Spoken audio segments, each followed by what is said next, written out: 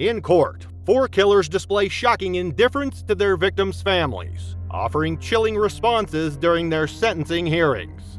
Number 1. Leilani Simon, a mother from Savannah, Georgia, was arrested for the murder of her toddler Quentin Simon in October 2022.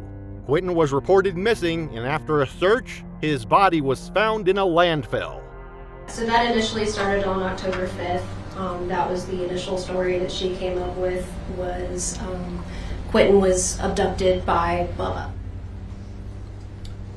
And Leilani initially claimed her son was abducted but changed her story multiple times, blaming others including her partner and even random strangers. These versions were disproven through investigation. Leilani's behavior throughout the investigation and trial showed no remorse. Despite being confronted with evidence that contradicted her claims, she continued to deny her involvement. She even sent a letter to a news station stating there was no factual evidence against her and suggesting the investigators had focused on her without cause. WTOC, there is no factual evidence against me, none. As in no concrete, without a doubt evidence. All the state has is speculation based on circumstantial evidence. Nothing, however, based in fact with undeniable proof/evidence. During the trial, Leilani remained detached and showed no visible emotion, even when graphic details of her son's death were discussed. in fashioning a sentence is whether and to what degree the defendant has accepted responsibility, right? Yes. I'd like to ask you some questions kind of designed to get at that, okay?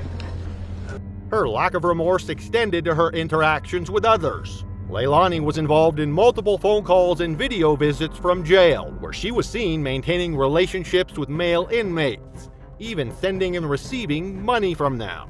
The family of Quentin Simon, devastated by his loss, continues to pursue justice for him. They remain determined to hold Leilani accountable for her actions, which they see as a betrayal of the trust and responsibility she had as his mother. Number 2. In Cleveland, Ohio, Thomas Neuf faced sentencing for the brutal murders of 2 people. Convicted of aggravated murder, grand theft, and abuse of a corpse, Neuf had a history of violent crimes. He had previously served 15 years for aggravated robbery before being released on parole. Shortly after his release, Neuf met Regina Capobianco, a fellow ex-con, and the two began the relationship. Regina was staying with John Mann, a 60-year-old, and soon invited Neuf to stay with them. Just a month later, tensions between Neuf, Regina, and John escalated into violence. During a heated argument over living arrangements, Neuf stabbed John 15 times and Regina 6 times. After the murders, Neuf wrapped their bodies in blankets, covered them with trash bags, and fled the scene. Regina's sister filed the missing person report when she hadn't heard from her for several weeks. The investigation led authorities to the crime scene where Neuf's DNA was found. After a 7-week trial, a jury convicted him and recommended the death penalty. 2 years after the murders, Neuf appeared before Judge Dina Calabrese for final sentencing.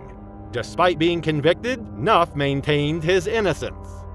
Offered already to Regina and John's family that, I am sorry for how things turned out, but this isn't over, and I'm going to pursue every avenue to get the truth out. In his statement, he expressed that he was sorry for how things turned out, but stated, "I am ready for whatever I have to face," implying he would pursue every avenue to get the truth out. I'm ready for, whatever I have to face, I have to face it, I'll have to live with this for the rest of my life, so wherever I'm at, doesn't matter, to me. John Mann's son, Jonathan, delivered an emotional statement, emphasizing the deep pain and loss he felt. He said, "Your life is not over. My dad is dead. Regina is dead." Life is not over. You are breathing air and you are on borrowed time. My dad is dead. Regina is dead. Their lives are over. You took my dad from me. You robbed him of the golden years of his life, and I miss him terribly.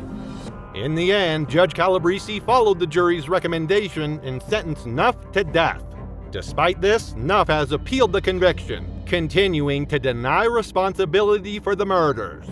Number 3. In Ann Arbor, Michigan, 17-year-old Donta Wright was in court for his sentencing after being convicted of the 2016 murder of 18-year-old Jordan Klee. The case took a surprising turn when Wright displayed no remorse during the proceedings, even smiling and laughing in the courtroom. And everyone here, that you need help. Your actions have led you to a prison cell, but have also created an empty cell that I live in every day, while you can still hope to be released one day. His behavior was so shocking that the judge paused the proceedings and suggested the case be taken to trial. Watching you sit there, smile, laugh, and shake your head like this was no big deal, I'm very tempted to just say, I'm not going to accept this sentence agreement. We'll go to trial, and if you're convicted of felony murder, you'll go to prison for the rest of your life. That means you'll die there. Wright had admitted to shooting and killing Jordan Klee during a botched robbery. The victim, a high-achieving student and football player, was shot in the back of the head. This tragic event occurred in 2016 when Wright and 2 friends tried to rob Klee. Despite his conviction for second-degree murder, armed robbery, and felony firearm charges, Wright's behavior in court made a profound impact on those present. I've lost laughter and love. I no longer have the hope of having grandchildren. I've lost the enjoyment of holidays and birthdays and of everyday life. As the victim's family spoke about their immense loss, Wright showed no empathy, instead making statements like, "I will be home soon, I love my family." I just want to tell y'all, I'll be home soon, R.I.P. Keon, I love my family. That's all you got to say. Yes. His laughter and nonchalant attitude in court were evident as the judge expressed frustration with his lack of remorse. The court learned that Wright was involved in gang activities and his actions were part of a larger criminal background. In the end, Wright was sentenced to 23 to 50 years in prison. His complete lack of remorse and unprecedented behavior in court shocked many, leaving a lasting impression on the community and the victim's family. Number 4. Joshua Skolman, 40, appeared before Judge Donald Zuidmulder in Green Bay, Wisconsin for his sentencing after being convicted of first-degree intentional homicide and attempted first-degree intentional homicide. Skolman, already serving a 51-year sentence for a 2006 drunk driving crash that killed 3 people, murdered Timothy Neighbors Jr. and attacked Lamont, Washington while incarcerated. In 2021, Skolman stabbed 25-year-old Neighbors in the stomach with a handmade knife adorned with a swastika. Neighbors died 6 days later, and Washington was injured but survived. Skolman, who had no prior connection to the victims, later admitted in letters that he attacked them because they were black. He pled not guilty by reason of insanity, but after a competency hearing, he was deemed fit to stand trial. A jury convicted him after a 4-day trial. During the sentencing, the family of Timothy Neighbors addressed the court.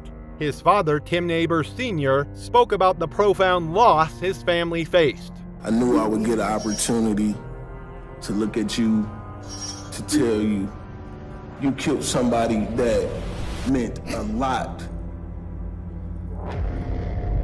When Skolman smiled during the statement, it provoked a reaction. "I don't give a bleep about you," Tim Neighbors Sr. shouted. About you laugh. It's the sir. It's the second. I can't allow this. Coward ass. That's gonna have to be it. Sir, talk to him. Calling Skolman a coward. The judge intervened, warning the defendant to stop disrupting the proceedings. You have a right to address me, but you may not disrupt or cause a dangerous situation in my courtroom, which you just did. So, Okay, Your Honor, I apologize. Now, Okay. you're gonna be, you interrupt me one more time and you're out of here. You let me finish. Skolman then delivered his statement. He described himself as a weapon, one that was meant to be, and expressed no remorse for his actions, stating, "I don't even know what that is. I don't care. What do I care?" A weapon that I was meant to be. I've been fashioned this way for my entire life. I simply do what I am meant to do. Weapon does not ask questions, does not feel remorse. I don't even know what that is. I don't care. What do I care? His words were met with anger and outrage from the victim's family.